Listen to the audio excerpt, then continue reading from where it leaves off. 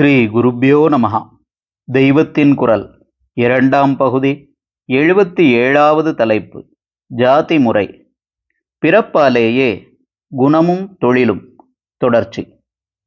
இந்த ஜாதி தர்மமே தான் உள்ளூர அவரவருக்கு பாரம்பரியமாக ஏற்பட்ட குணமாகவும் இருக்குமாதலால் குணத்தால் சதுர்வர்ணம் பிரிவதாக பகவான் சொன்னதும் பிறப்பால் இப்படி ஜாதியாக பிரிவதும் ஒன்றேதான், ஒன்றுக்கொன்று முரணானதல்ல.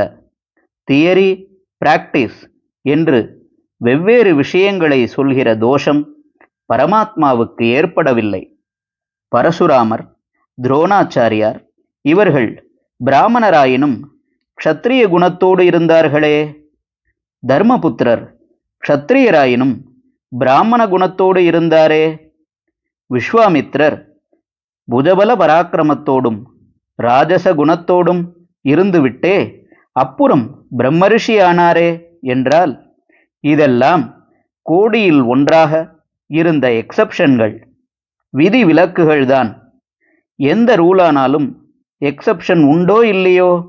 பொதுவாக வெளிப்பட வேறு குணம் தெரிந்தபோது கூட உள்ளூர பிறப்பாலான ஜாதி தொழிலுக்கேற்ற குணம்தான் இருக்கும் என்ற அபிப்பிராயத்திலேயே பகவான் காரியம் பண்ணினதாகத்தான் தெரிகிறது.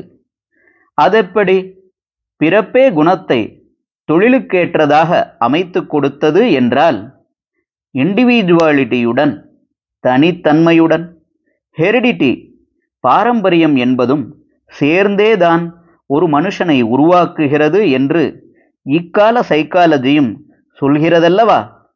ஒருத்தனின் குணம் உருவாகும் முன்பே அவன் தலைமுறை தத்துவமாக வந்த ஒரு தொழிலின் சூழ்நிலையிலேயே வளர்ந்து தானாகவும் கற்றுக் கொடுத்து தெரிந்து கொண்டும் அந்த தொழிலை எடுத்துக்கொண்டதால் குணமே தொழிலை அனுசரித்து ஏற்பட்டது.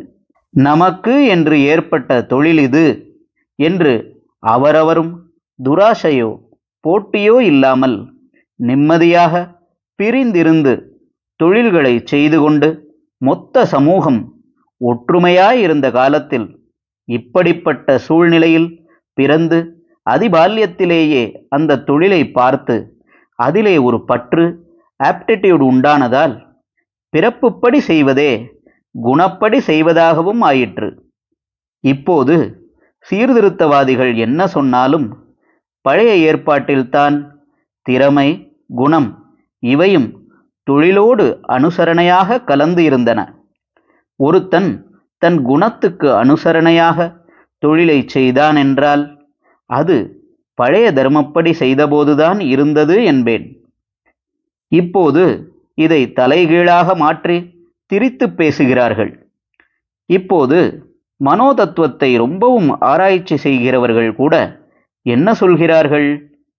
ஒருத்தனின் குணத்தை, திறமையை, மனோபாவத்தை நிர்ணயம் பண்ணுவதில் ஹெரிடிட்டிக்கும் பாரம்பரியத்துக்கும் அவன் இருக்கிற என்விரான்மெண்ட்டுக்கும், அதாவது சுற்று வட்டாரத்துக்கும் மிகுந்த முக்கியத்துவம் இருக்கிறது என்கிறார்கள். பழைய நாளில் பாரம்பரியப்படிதான் அப்பன், பாட்டன், முப்பாட்டன் தொழிலை ஒவ்வொருவனும் பண்ணினான். இரண்டாவதாக ஒவ்வொரு தொழில்காரரும் ஒரே கிராமத்தில் அக்ரஹாரம், பண்டாரவாடை, சேரி, சேனியர்திரு, கம்மாளர்திரு என்று தனித்தனியாக ஒவ்வொரு சமூகமாக வசித்த போது என்விரான்மெண்ட்டும் சுற்றுச்சூழ்நிலையும் சாதகமாக இருந்தது. இந்த இரண்டு அம்சங்களும் அழுத்தமான விதத்தில் ஒருத்தனுடைய குணத்தை அவனுடைய பரம்பரை தொழிலுக்கு மிகவும் ஏற்றதாக செய்து வந்தன. ஹரஹர சங்கர, ஜெய ஜெய சங்கர. தெய்வத்தின் குரல் மேலும் ஒலிக்கும்.